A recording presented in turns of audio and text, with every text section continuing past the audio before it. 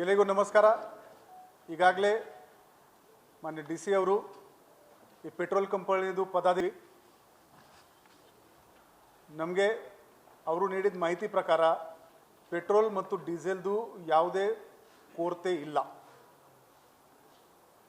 ನಾವು ಅವರಿಗೆ ಕೇಳಿದ್ವಿ ಸಪ್ಲೈ ಡಿಸ್ಟ್ರಿಬ್ಯೂಷನ್ನಲ್ಲಿ ವಾರ ಶುರು ಆಗೋಕ್ಕಿಂತ ಮುಂಚೆ ಮತ್ತು ಆಮೇಲೆ ನಿಮಗೆ ಯಾವುದೇ ವ್ಯತ್ಯಾಸ ಕಂಡು ಬಂದಿದೆ? ಪೆಟ್ರೋಲ್ ಮತ್ತು ಡೀಸೆಲ್ನಲ್ಲಿ ಯಾವುದೇ ಅವರಿಗೆ ವ್ಯತ್ಯಾಸ ಕೂಡ ಕಂಡು ಬಂದಿಲ್ಲ.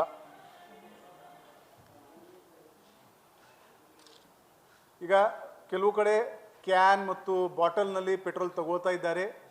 ಇವತ್ತು ಸಂಜೆಗೆ ನಾನು 50 ಪೆಟ್ರೋಲ್ ಪಂಪ್ ಓನರ್ ಯಾರಿದ್ದಾರೆ ಬೆಳಗಾವಿ ನಗರದಲ್ಲಿ ಅವರ ರಿಪ್ರೆಸೆಂಟೇಟಿವ್ ಜೊತೆಗೆ ಒಂದು ಸಿ ಪಿ ಆಫೀಸ್ನಲ್ಲಿ ಒಂದು ಮೀಟಿಂಗ್ ಮಾಡ್ತೀನಿ.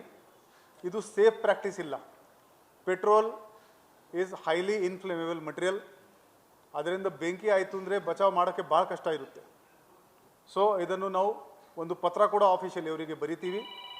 ಯಾವುದೇ ಕಾರಣಕ್ಕೂ ಅವರು ಬಾಟಲ್ ಮತ್ತು ಕ್ಯಾನ್ನಲ್ಲಿ ಪೆಟ್ರೋಲ್ ಕೊಡಬಾರ್ದು. ಈಗಾಗಲೇ ನೀವು ಹೇಳ್ದಂಗೆ ಕೆಲವರು ಸೋಷಿಯಲ್ ಮೀಡಿಯಾದಲ್ಲಿ ವದಂತಿಯನ್ನು ಹಬ್ಬಿಸ್ತಾ ಇದ್ದಾರೆ. ಅದನ್ನು ಐಡೆಂಟಿಫೈ ಮಾಡೋಕ್ಕೆ ಒಂದು ತಂಡ ಮಾಡಿಕೊಂಡು ನಾವು ಅವರಿಗೆ ನೋಟಿಸಸ್ ಜಾರಿ ಮಾಡ್ತೀವಿ. ಅದು ಪೋಸ್ಟ್ ಡಿಲೀಟ್ ಮಾಡೋಕ್ಕೆ ಹೇಳ್ತೀವಿ ಮತ್ತು ಅವಶ್ಯಕತೆ ಇದ್ದರೆ ಕಾನೂನು ರೀತ್ಯ ಕೂಡ ಅವ್ರ ಮೇಲೆ ಕ್ರಮ ತಗೋತೀವಿ. ಕೆಲವರು ಈ ಪ್ಯಾನಿಕ್ ಬೈಯಿಂಗ್ ಮಾಡ್ತಾ ಇದ್ದಾರೆ. ಒಂದು ರಾಮದೇವ್ ಹೋಟೆಲ್ ಹತ್ರ ಒಂದು ಜಗಳ ಕೂಡ ಆಗಿದೆ.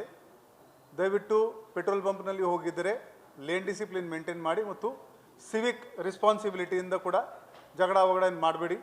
ನಮ್ಮ ಪೊಲೀಸ್ ಸಿಬ್ಬಂದಿ ಕೂಡ ನಾವು ವಾಚ್ ಹೊಯ್ಸಲ ಗಾಡಿಗಳು, ಶಕ್ತಿ ಗಾಡಿಗಳು ಅಲ್ಲಿ ಪ್ಯಾಟ್ರೋಲಿಂಗ್ ಮಾಡಿಕೊಂಡು ಅಲ್ಲಿ ಲಾ ಆ್ಯಂಡ್ ಆರ್ಡರ್ ಮೇಂಟೈನ್ ಮಾಡ್ತಾರೆ. ಎಲ್ಲೂ ನಿಮಗೆ ಮಾಹಿತಿ ಬಂದಿದೆ, ಸಿಕ್ಕಿದೆ ಸಾರ್ವಜನಿಕರು ಕಿ ಅಲ್ಲಿ LPG ಸಿಲಿಂಡರ್ ಸ್ಟಾಕ್ ಮಾಡ್ತಾ ಇದ್ದಾರೆ ಅಥವಾ ಡೀಸೆಲ್ದು ಸ್ಟಾಕ್ ಮಾಡ್ತಾ ಇದ್ದಾರೆ, ಹೋಲ್ಡಿಂಗ್ ಮಾಡ್ತಾ ಇದ್ದಾರೆ ಅಂದರೆ 112ಗೆ ನೀವು ಕರೆ ಮಾಡಿ ನಾವು ಆ ಜಾಗವನ್ನು ಚೆಕ್ ಮಾಡ್ತೀವಿ.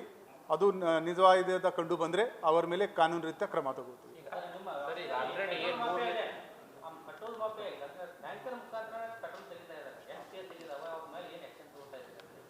ಸ್ಪೆಸಿಫಿಕ್ ಡೀಟೇಲ್ ಕೊಡಿ, ನಾವು ಕ್ರಮ ತಗೋತೀವಿ.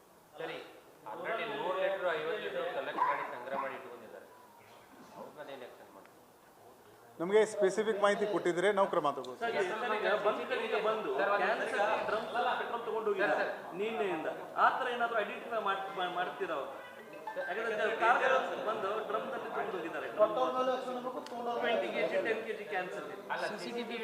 ನಾವು ಈಗ ಮೀಟಿಂಗ್ ಮಾಡ್ತೀವಿ ಅವರ ಜೊತೆಗೆ, ಮುಂದಿನ ಕ್ರಮ ತಗೋತೀವಿ.